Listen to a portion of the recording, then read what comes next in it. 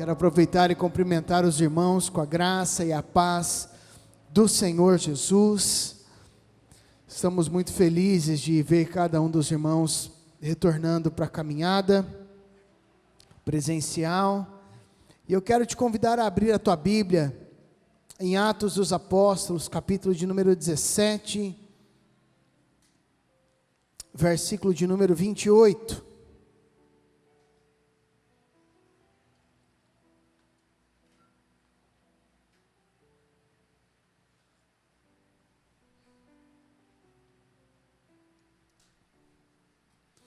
Vamos falar sobre o sentido da existência e a prática cristã.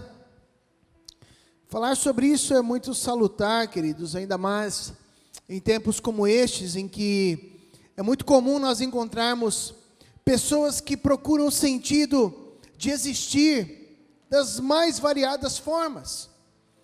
Nós, desde novos, somos ensinados, a estudar, a procurar a excelência na carreira profissional, e nós então chegamos ao ápice da nossa carreira profissional, e muitas vezes a pessoa chega naquele ponto e procurando encontrar o sentido de existir. Há pessoas que crescem, caminham, acham que vão encontrar nas questões profissionais, outros acham que vão encontrar o sentido de existir no seu casamento, ou no esposo ou na esposa. Há famílias constituídas que acham que vão encontrar o sentido da existência nos seus filhos, ou então, quando chegarem em determinado ponto da vida, acham que então vão encontrar o sentido da existência, ou quando adquirirem determinados bens, aí sim, quando eu chegar nesse ponto eu vou então ser pleno, vou entender o sentido da existência. O fato é, queridos, que o sentido da existência está em Cristo. Agora, é muito fácil nós declararmos isso, mas é muito difícil nós compreendermos o que isso significa para as nossas vidas. Muitas vezes nós estamos acostumados a intelectualmente ouvir acerca da palavra, como a própria palavra de Deus nos diz, quando nós conhecemos a verdade nos liberta. E é interessante porque não é a verdade apenas que nos liberta, mas o que nos liberta é o conhecer acerca da verdade.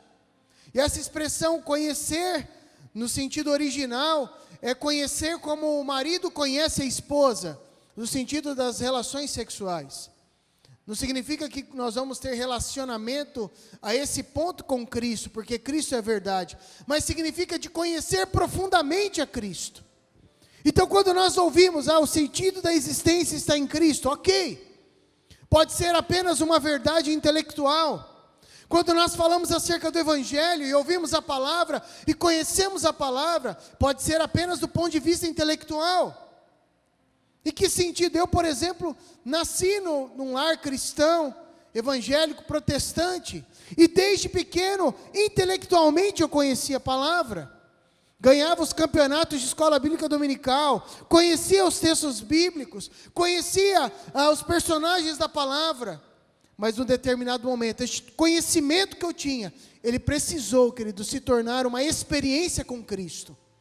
E é nesse sentido que o sentido da existência se dá quando nós conhecemos a Cristo, não apenas intelectualmente, mas nós experimentamos Cristo na nossa vida. E é interessante que aqui em Atos dos Apóstolos, onde nós vemos o projeto da Igreja de Cristo tomando forma, nós vemos aqui o autor de Atos colocando toda essa expressão diante de uma declaração de fé. Atos 17, versículo 28, para mim é algo muito profundo, por isso nós vamos meditar neste texto. Paralelo a este texto, nós vamos ver um comparativo com Romanos 11, 36, mas eu quero chamar aos irmãos a procurar, não apenas assimilar intelectualmente esta palavra, mas que essa palavra ache morada no coração, que nós possamos receber essa semente nas nossas vidas, e o nosso coração seja um solo fértil, para que possa germinar esta palavra. Atos 17, 28 diz assim: pois nele vivemos e nos movemos e existimos, como também alguns dos vossos poetas têm dito, porque dele também somos geração. Vou ler mais uma vez. Porque nele vivemos e nos movemos e existimos, como também alguns dos vossos poetas têm dito, porque dele também somos geração. Vamos ler todos juntos, queridos? Mesmo com a máscara, eu sei que é mais difícil de nós, declararmos com uma voz mais possante, mas erga a tua voz e declare junto comigo. Vamos lá? Porque nele vivemos e nos movemos e existimos, como também alguns dos vossos poetas têm dito, porque dele também somos geração. Mais uma vez, mais forte, queridos, vamos lá?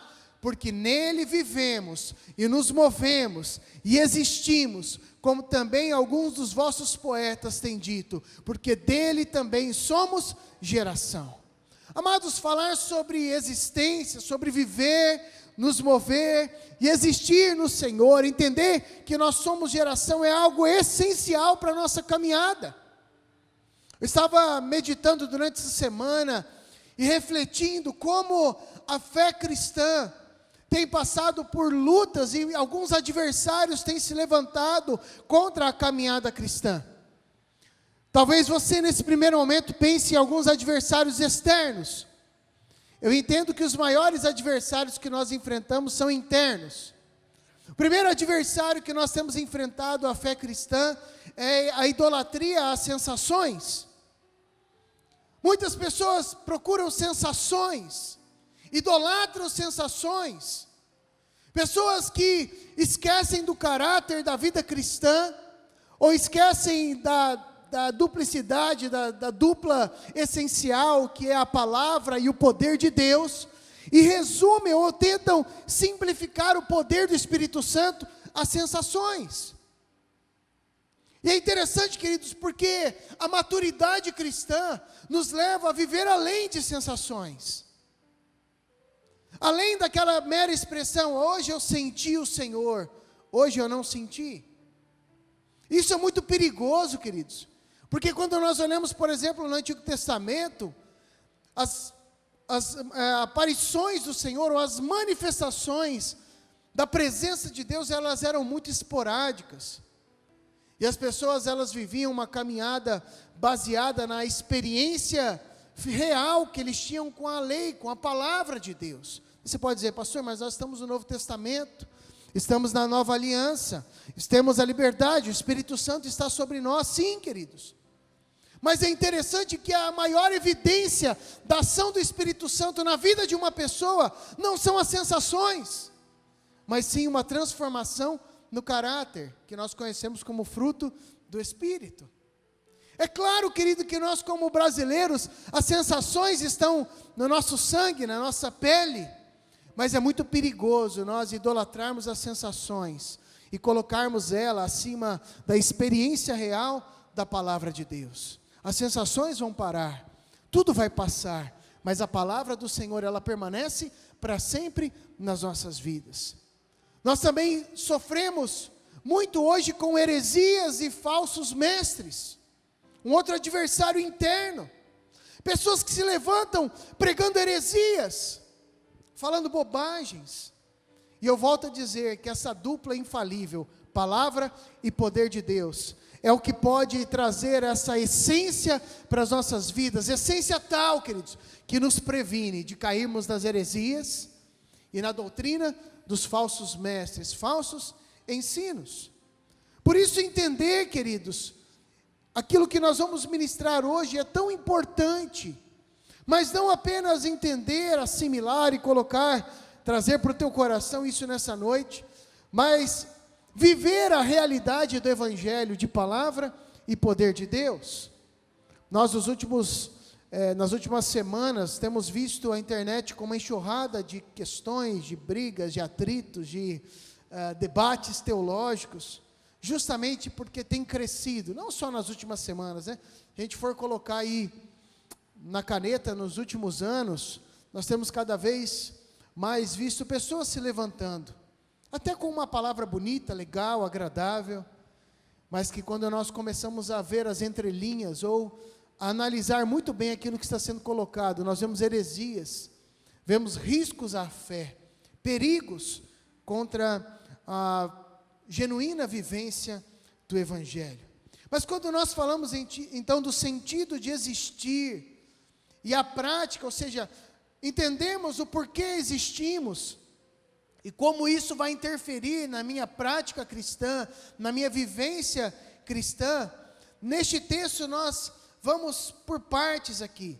Nós precisamos entender, em primeiro lugar, que nele, em Cristo Jesus, é que nós vivemos. O que significa isso? A palavra diz aqui que nele nós vivemos. A expressão utilizada aqui para vida é a expressão tzal, da onde vem também a expressão zoe, que é utilizada na palavra para a vida de Deus. Não é utilizada a expressão aqui bio, de onde vem a expressão vida que nós utilizamos de biologia, de biosfera, de bios. Não é utilizada esta expressão, mas entender que em Cristo nós vivemos, não está falando da vida biológica, não está falando de nós caminharmos segundo o curso deste mundo.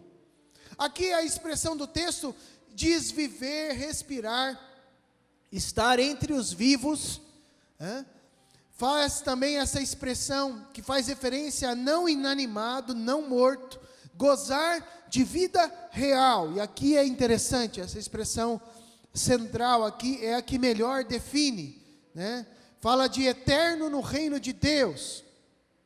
É uma metáfora também de estar em pleno vigor, de estar ativo, de ser potente e eficaz.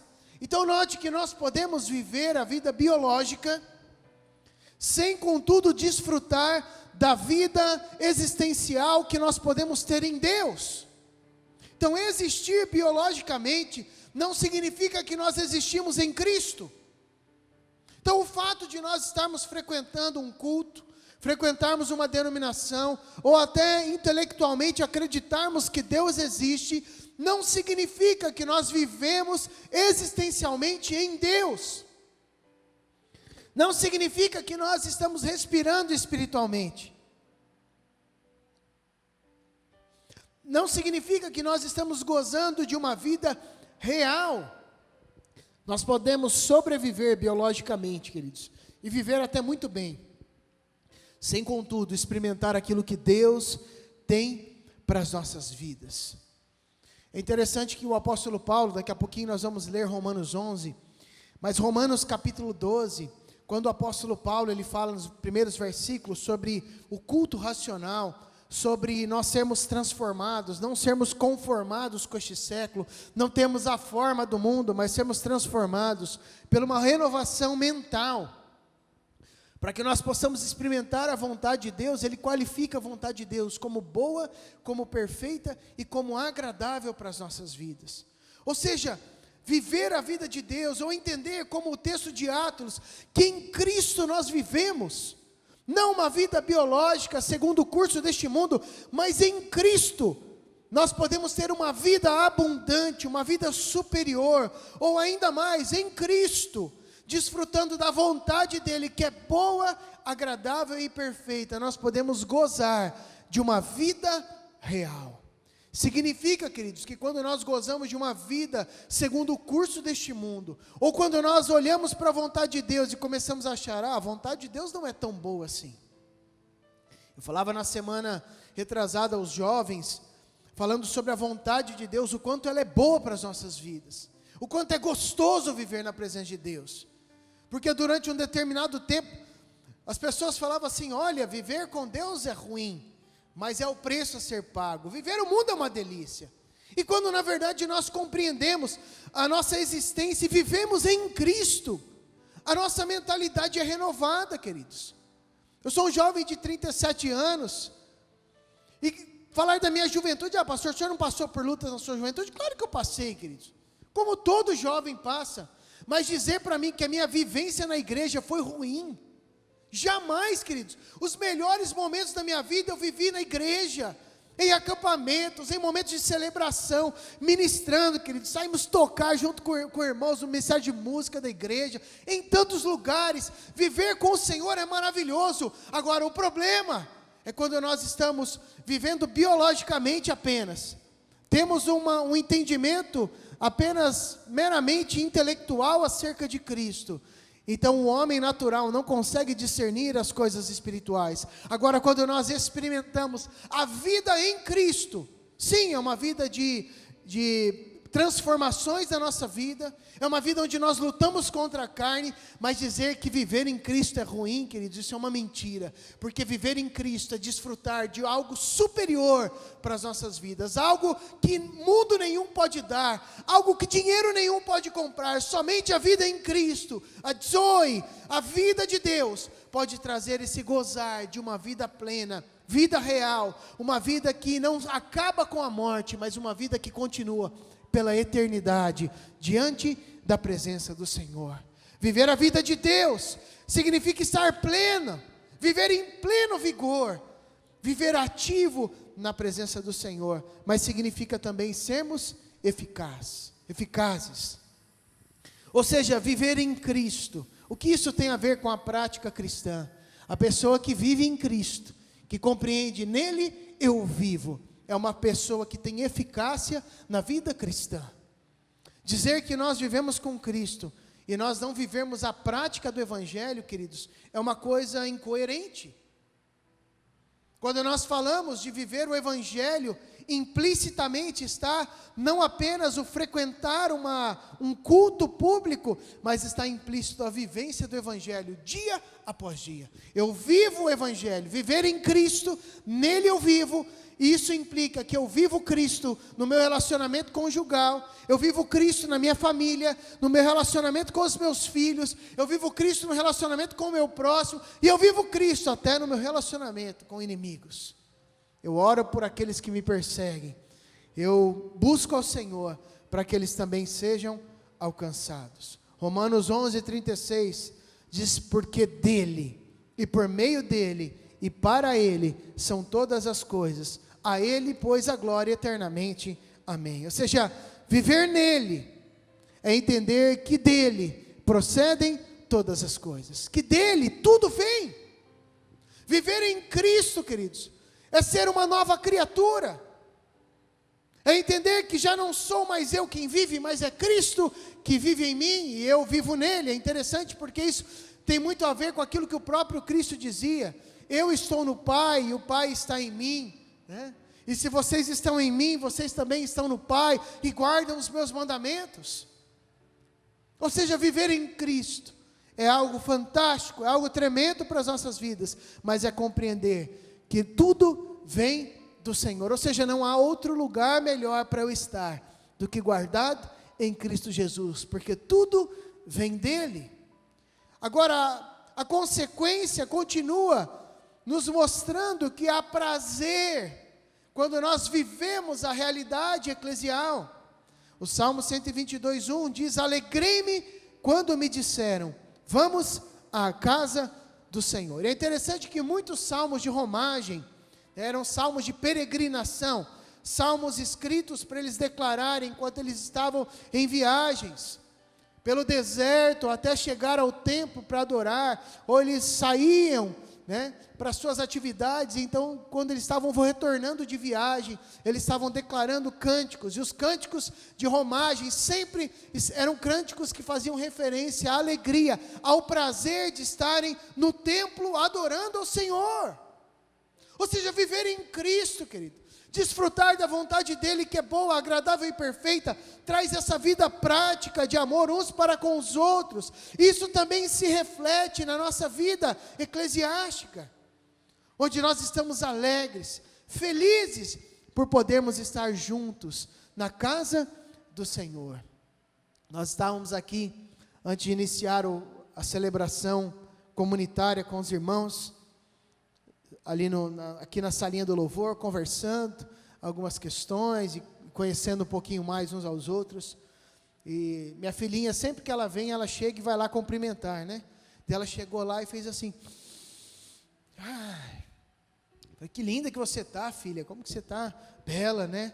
E ela virou para mim e falou assim, ai pai, que saudade que eu estava do cheirinho aqui da igreja, de poder respirar esse arzinho que tem aqui na igreja. Sabe, amados, isso ministra muito os nossos corações. Tempos em que nós vivemos por uma questão de saúde, uma restrição, mas quando eu olho para irmãos nossos sendo perseguidos, para a igreja perseguida na Coreia, igreja na Coreia do Norte, igreja que tem sido atribulada em outras regiões do país, em outros lugares do globo, e quando nós temos essa liberdade, estamos em Cristo, mas nós temos essa liberdade clara de adorar ao Senhor, muitas vezes nós não valorizamos isso, não valorizamos a oportunidade e o privilégio de estarmos aqui juntos uns com os outros, apesar das limitações de comunhão, né? É uma saudade, vontade de abraçar os irmãos, de estar lá na porta abraçando novamente, mas isso não nos limita de podermos estar juntos, que nos nossos lábios possa haver este cântico ao Senhor, alegrei-me quando me disseram, vamos à casa do Senhor. Eu poderia citar muitos textos,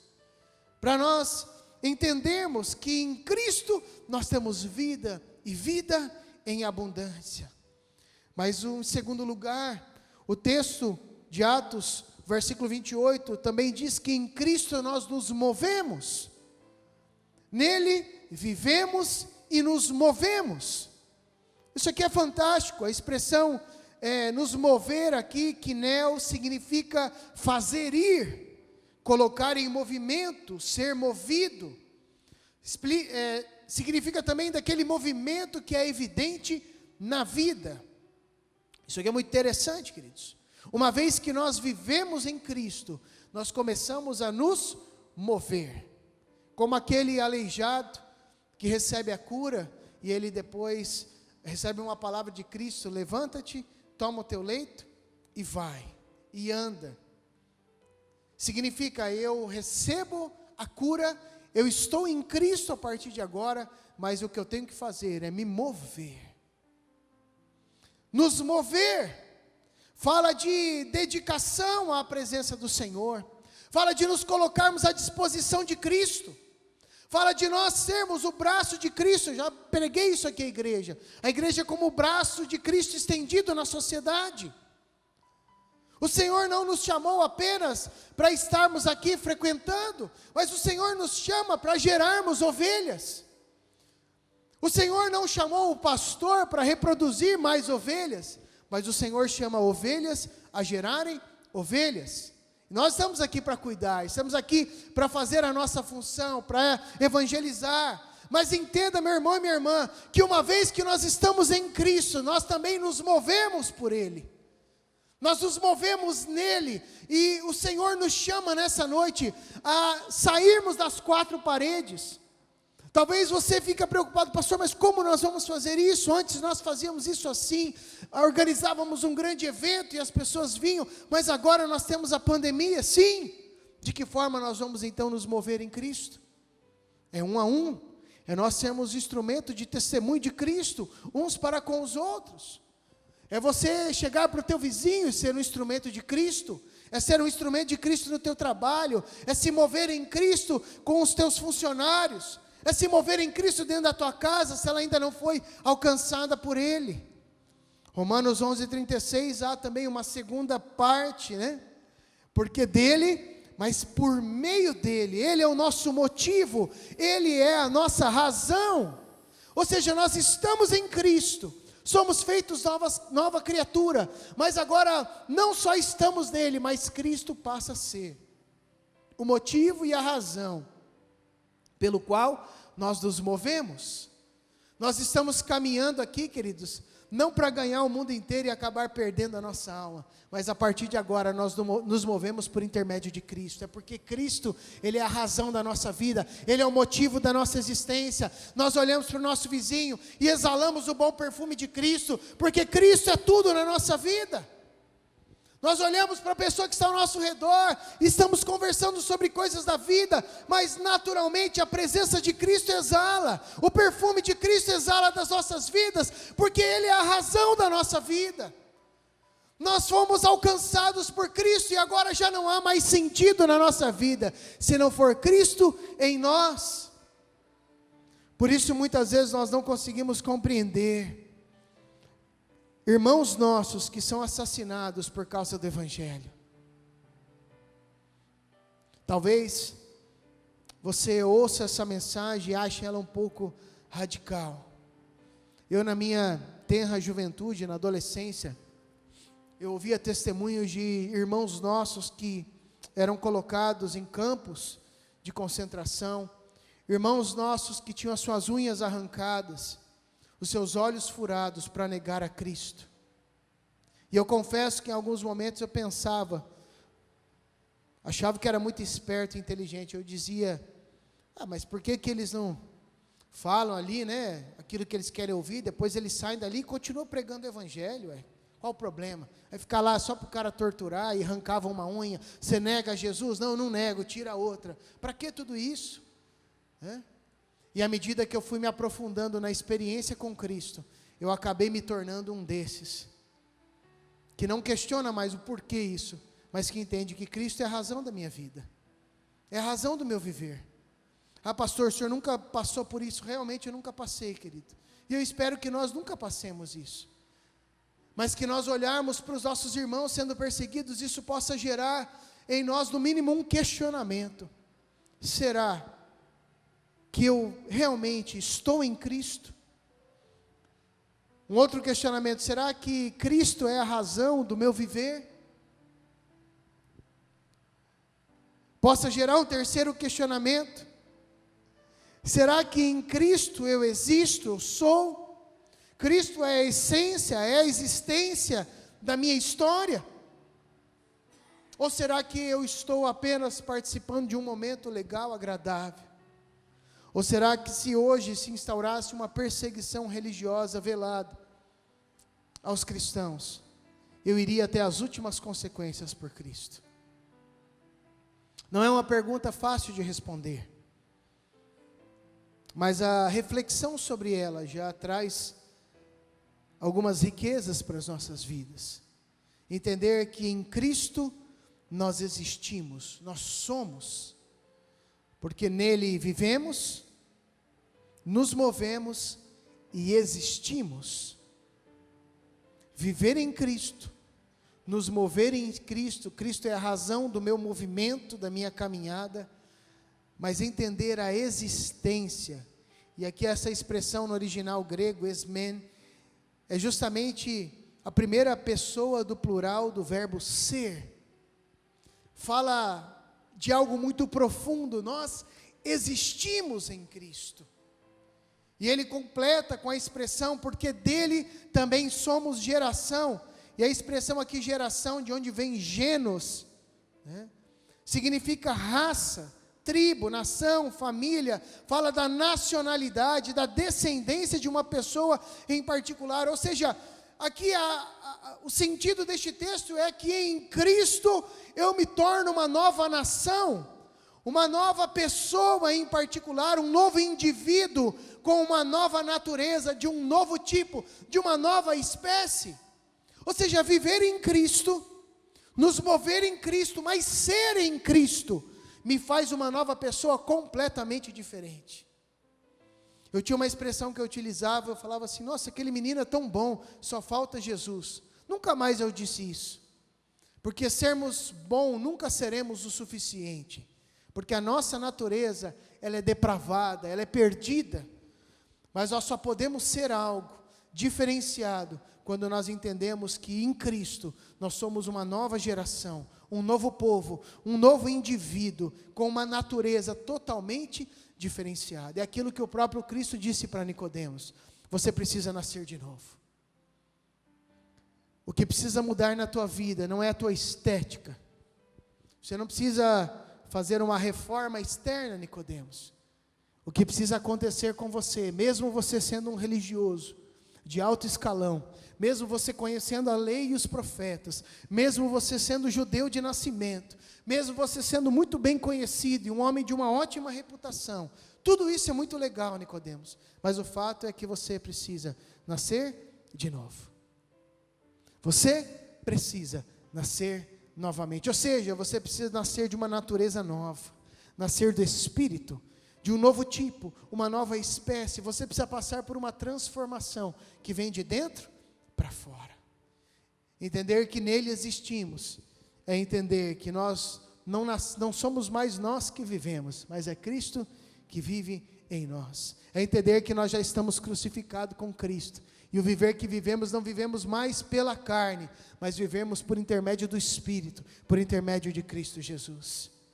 É entender, como diz Romanos 11:36, porque dele, por meio dele e para ele.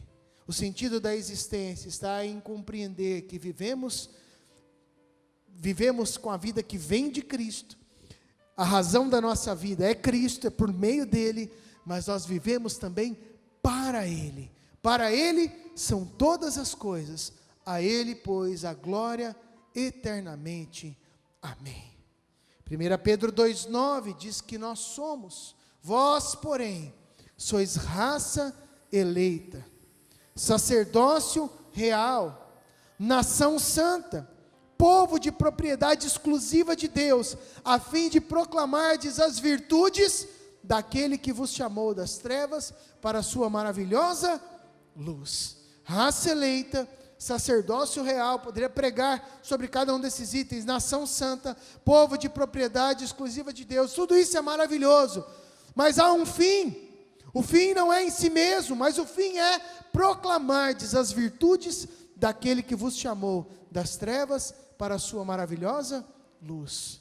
Tudo isso que nós pregamos não é para que tenha um fim em nós mesmos, mas é para que nós proclamemos as virtudes de Cristo, porque foi Ele que nos chamou das trevas para a sua maravilhosa luz. Finalmente, eu quero encerrar com essa figura maravilhosa. Eu não sei se você já viu ou já ouviu esta ilustração, mas diz assim essa ilustração. Tem gente que gosta de gatinha, né? O pastor Juliano é apaixonado por gatos, né? Mas se você gosta ou não, não tem problema. Você pode olhar, todo filhotinho é bonitinho, né? Mas essa ilustração diz assim: certo dia, um gato andava pela região aqui da IPI de Amambai, e esse gato então foi se achegando, avaliando se havia um lugar para ele, pois ele estava sem um lugar seguro o suficiente para passar a noite. Ele olhou, a porta estava aberta, e ninguém lhe oferecia perigo nenhum. Então ele entrou calmamente, foi entrando ali para o cantinho, e aos poucos as pessoas iam chegando à igreja. Logo as pessoas chamavam ele, né? Pss, pss, gatinho, gatinho, né? Faziam um cafuné nele. As irmãs ali da mesa diaconal pegaram um biscoitinho, deram uma bolachinha para ele, e o gatinho ficou amigo de todo mundo. E logo, todos os cultos, o gatinho estava ali na igreja. Não tinha uma reunião que o gato não estava. O tempo passou, já fazia alguns meses que o gato estava ali naquela igreja, e ele não saía dali, estava sempre presente. Um dia eu resolvi, eu como pastor da igreja, observando o gato todo dia, e eu resolvi compartilhar com o gatinho no culto, né? E perguntei para os irmãos, quantos já tinham visto aquele gato bonitinho, que estava sempre ali na igreja? Os irmãos viram o gato, levantaram a mão, e então eu resolvi continuar. Vocês acham que aquele gatinho que está conosco, ele é crente? Certamente, se isso acontecesse, vocês iam estranhar, né? Pois é, irmãos, faz alguns meses que esse gato está vindo aqui à igreja. Ele está em todas as reuniões que fazemos, observando, percebi que ele até parece um gato crente. Mas será que esse gato é um gato dedicado a Deus? Vejamos se esse gato é crente, porque ele está todos os dias na igreja. O gato tem uma vida de oração? Certamente que não. O gato lê a Bíblia diariamente? Não. O gato evangeliza as pessoas? Claro que não. O gato jejua ao Senhor? Certeza que não. O jejum que ele faz, às vezes é porque está sem comida mesmo, né? O gato é um intercessor? Claro que não. Ele contribui para a obra de Deus? Não. Pois é, irmãos, muitas vezes nós agimos como este gato. Estamos na igreja, assistimos o culto online, ou até frequentamos, vencendo a pandemia. Até parece que somos crentes, por estarmos em lugares que crentes estão, por falarmos a linguagem que crentes falam e até vestirmos a roupa que crentes vestem.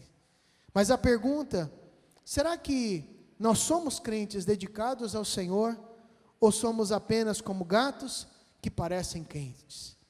Eu quero que você feche seus olhos e curve a sua cabeça. Nós vamos orar, mas antes, eu quero te convidar a colocar a tua vida diante do Senhor.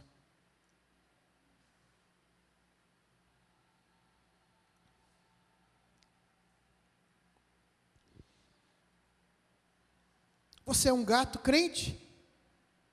Ou é um crente de verdade, um discípulo e uma discípula de Cristo? Será, amados, que este tempo de pandemia foi mesmo o causador de tantas questões da nossa vida pessoal com o Senhor? Ou será que foi apenas um estopim para trazer à tona áreas da nossa vida que precisavam ser trabalhadas por Cristo?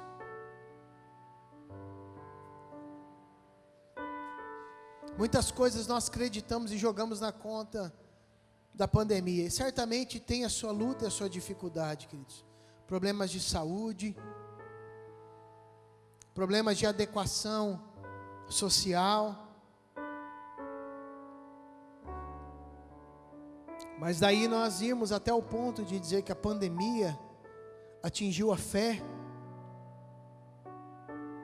uma simples pandemia, e aqui eu não estou desmerecendo a gravidade dela, mas se uma enfermidade pôde abalar a nossa fé, o que aconteceria conosco se nós estivéssemos sendo perseguidos?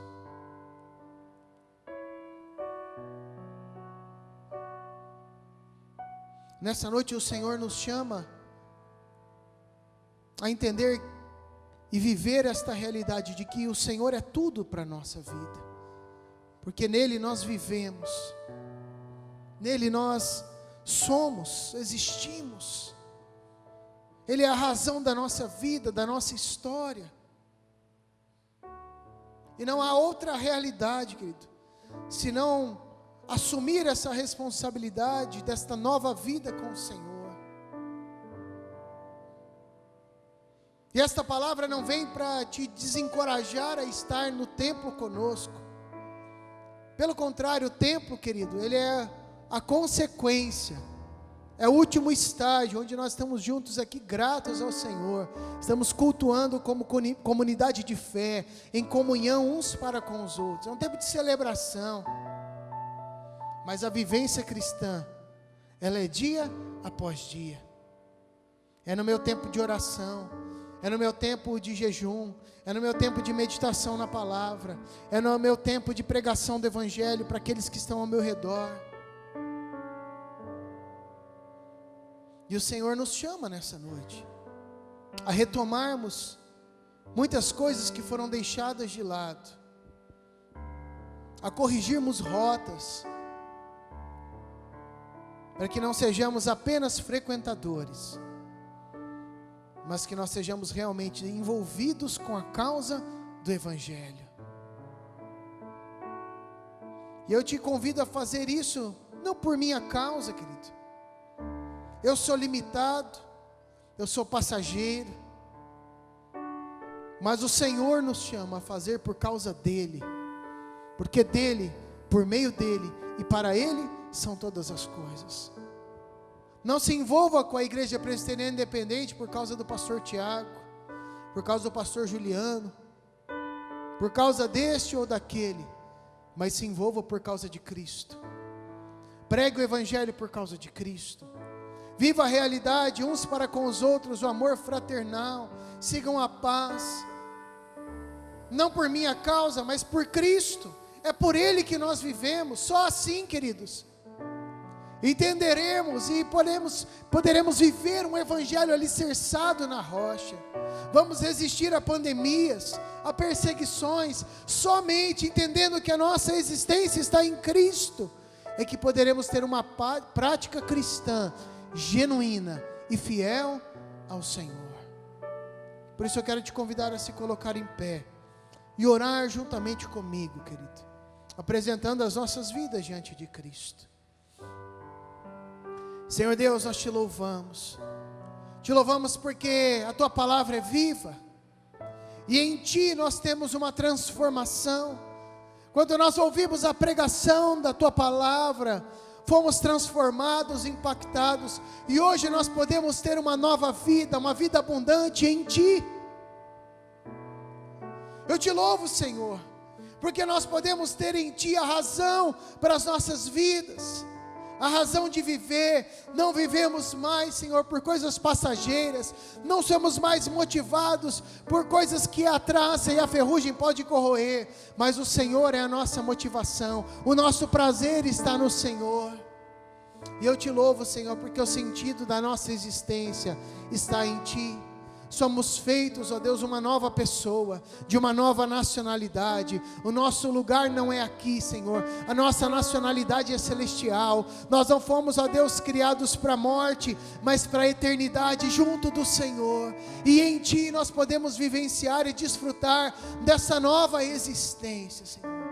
Agora nós te pedimos, ó Espírito Santo, que o Senhor nos ajude a viver de forma compatível, Senhor, a este novo tempo, viver de uma forma que corresponda ao Teu chamado, vivemos, ó Deus, dia após dia, nos deleitando no Teu Evangelho, na Tua Palavra, meditando na Tua Palavra em todos os momentos, vivendo o Teu Evangelho com o nosso próximo, amando o Senhor sobre todas as coisas e o nosso próximo como a nós mesmos, carregando a nossa cruz e vivendo um Evangelho genuíno, Senhor, abrindo mão, ó Deus, por amor a Ti, de prazeres ou pseudo prazeres mundanos, Senhor, que destroem a nossa vida, o nosso coração, a nossa família, para viver a Tua vontade, que é boa, perfeita e agradável. Vontade esta que nos preenche, que nos faz desfrutar de uma vida plena.